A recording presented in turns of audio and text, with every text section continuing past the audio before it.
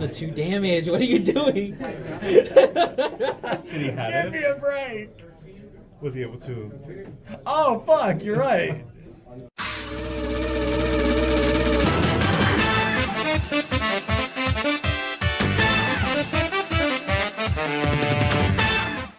Hey everyone, this is Cardfight bringing you another history match. So I don't think I've actually mentioned this before in the other 2 history matches, but these are actually games that date up to BT02. So that's Onslaught of Dragon Souls, BT1, and then of course the 2 trial decks, that being of course Blaster Blade and Dragonic Overlord. Anyways, today on the left we have Grand Blue, which actually finally got its triggers in set 2, so it kind of became a complete deck and is actually playable. And on the right we're going to be seeing another bout of Kagero. So we see Grand Blue going ahead and rushing a little bit here, calling down the Samurai Spirit as well as another Dandigai Romario. Definitely something that Grand Blue can actually do fairly effectively in this early meta, because that Samurai Spirit, if it gets attacked into or dies otherwise, it does just have the ability to revive itself.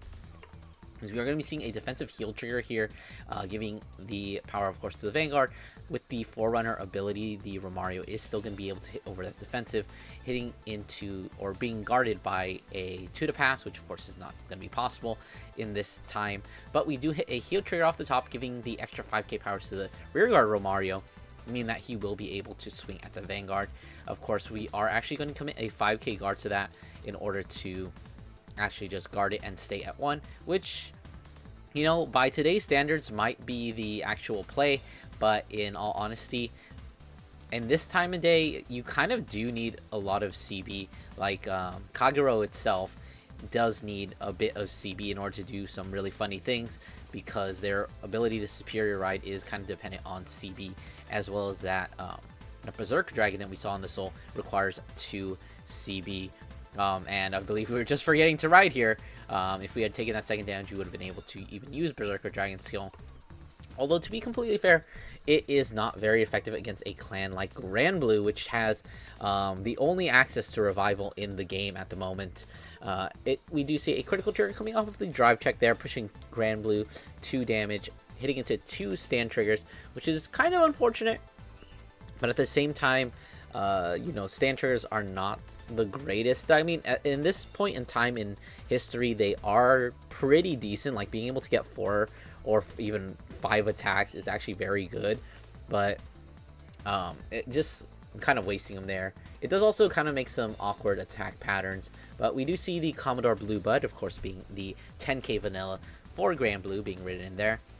Looks like we are just going to be leaving those in the front row, hoping for a trigger. Nothing's going to be coming, but we do see Kagero hitting to another defensive trigger, a draw trigger there, meaning that those other 2 rearguards don't stand a chance of hitting.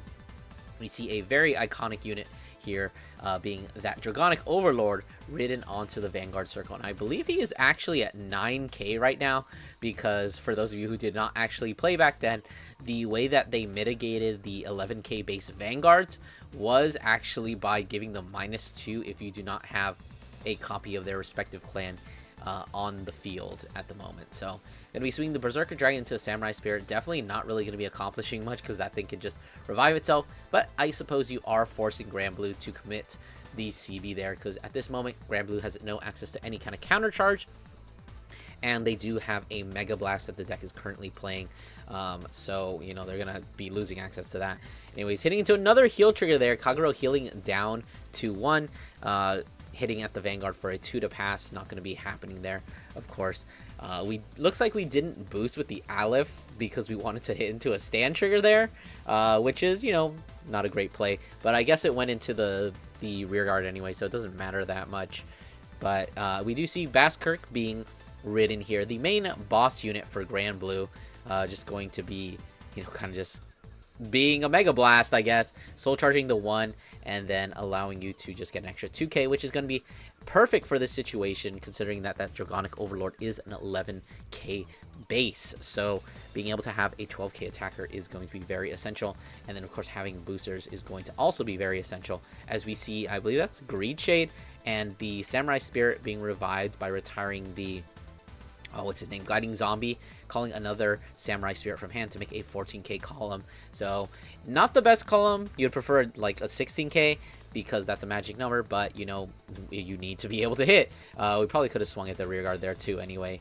Would have made a better number, but you know, in this instance, all Berserker Drag can't even hit the Vanguard, so I guess it doesn't really matter. But with that Greed Shade able to mill 2 cards, we're getting up to 22, which is a very threatening Vanguard swing in most cases, considering, you know, that is, if you throw down a 10k shield, that's not even enough to guard. 15k is a 1 to pass.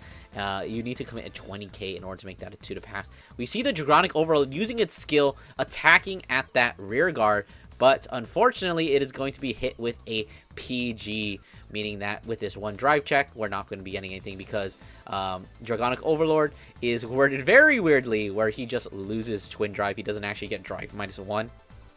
But theoretically, we could have gotten like 2 drive checks that turn. There really was no reason to actually use the Dragonic Overlord skill there outside of, you know, just theatrics. But, you know, it's always cool to see Dragonic Overlord using his skill, seeing someone counterblast 3 for a skill to give 5k. Anyways, gonna be blocking those other 2 attacks, taking 1.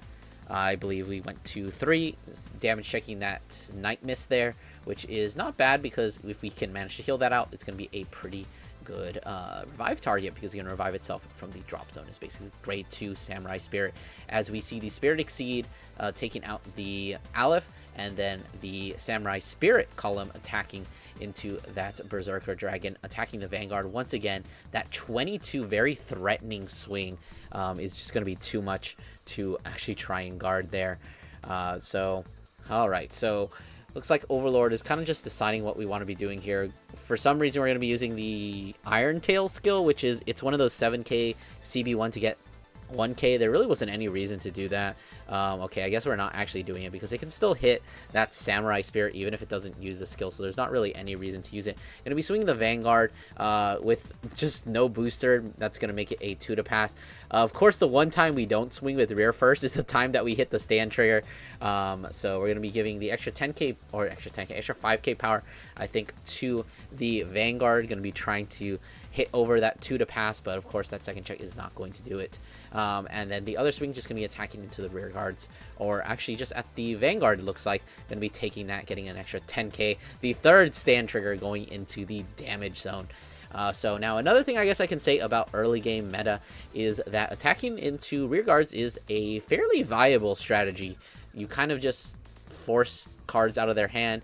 There's no real way to recur or like get rear guards back most of the time, unless you are of course Grand Blue. But it is pretty good to attack into the rear guards because they do also represent like 5k shield, because most of the time they're going to be like grade 2s, or even the grade 3s are very impactful because they can actually hit a Vanguard most of the times without being boosted. So anyways, we're seeing the boosters coming down, so now all these columns can actually hit the Vanguard. I'm going to be finally having to PG the Vanguard because now we're at 5. That Basskirk is going to be pretty scary because we are going to have to guard all of them. Or else we're gonna die. Yeah, thankfully the other columns are not very powerful. I think probably that Greed Shade is honestly one of the most powerful units that that Grand Blue has access to right now, being that consistent 10k booster, which is something we really wouldn't see very effectively until the next set. I think there's like a 10k booster for the grade 2 Wyvern Strike, but Greed Shade definitely just like carrying the deck. But of course you do run the risk of actually decking out, especially since a lot of these games tend to go on pretty long, and you know, the longer games go on, the smaller your deck becomes, the more damage you take, the smaller your deck becomes. So Grand Blue definitely fighting against that deck out issue. Hopefully we can try and finish things here, but of course we don't really have a ton of attack power here. We have like a 15k column, which is not a magic number, and another 15k column, which is also not a magic number. We can totally just intercept with that. Aleph is another 5k. It looks like we do have 2 grade 3s in hand, but it looks like what's that 10k shield, and then at least another, I think that's like 3 10k shields and then like 2 more 5k shields and then also that intercept. So things are a little bit dicey for, you know, our kill potential, even though we just need to push that one final damage to actually kill Kagero. Looks like we're actually rewriting into the Basskirk, which is honestly a viable strategy if you hadn't used any of your CB, because like I said, there's no counter charge yet. So if we do not if we want to actually use that Mega Blast, which would be the main reason why we're actually riding into the Basskirk to get an extra soul, we would need 5 open CB. But we have a full board anyway. I guess for those of you who don't know, Basskirk's Mega Blast is actually to call 5 rear guards from the drop zone, which is, you know, if you're in a tough situation where you don't have a lot of rear guards, that's definitely a really cool skill that can get you back in the game, especially if you're just getting like double intercept. You're adding 10k shield, which is pretty impactful in all things considered, especially since it's like for free. But it looks like we are actually going to be seeing instead, since we already committed the early game counterblast, we're going to be using Night Mist skill in order to call it out from the drop zone, and then using the skill of the other Samurai Spirit that we actually just retired to call it behind the Spirit Exceed to give it an even better number, so it's actually hitting for at least a 10k guard. So Spirit Exceed going to be swinging for that 17. That's going to call for the 10k guard. Of course, we do kind of have to push it. Going to be guarding with that stand trigger there. Basskirk going to be swinging, milling the next 2 cards in order to give it a 22k. So we're going to have to commit at least 20k guard here for a 2 to pass. If we commit 15, it is still just a 1 to pass. Looks like we have plenty of 10k shields, as we're going to be really over guarding for a no pass there. Is that 41? Yeah, that's just like, okay, there we go, that's better. Just a 31, which is of course a 2 to pass, but with a lot of triggers already out and being milled, chances of hitting it is not the greatest. We do hit a heal trigger here, which is very nice. If we had, you know, held back on our CB, maybe we could have actually used Basskirk's skill there, but of course giving the power to the Night Mist. And fun fact for all those people who played in Zero, Night Mist gets an extra 3k when he attacks, in case you're wondering why that number is different. But the original Night Mist actually only gets 3k when he attacks from the Vanguard circle, which is like, what? Why did they do this to Grand Blue? But anyways, we see the blockade being ridden here, kind of just sealing off that extra 5k guard. We do have to push 2 damage here. Looks like we're doing some more funny things like not boosting. We really should, but at the same time, Grand Blue deck getting pretty thin. In all honesty, you can probably just deck them out at this point, which is probably the best win con against Grand Blue in this instance. Grand Blue is kind of just like in a rush to kill before it gets to deck out. The blockade swinging, of course, preventing the intercept, hitting into a heal trigger. Once again, we are at an impasse. This is a 2 to pass. Going to be putting aerial effects on the Vanguard and getting that second trigger, meaning that this attack is going to go through and finish the game. Anyways, that's going to be it for this match. I hope you guys enjoyed. Don't forget to do all those YouTube things, like, comment, subscribe, and I'll see you guys in the next one.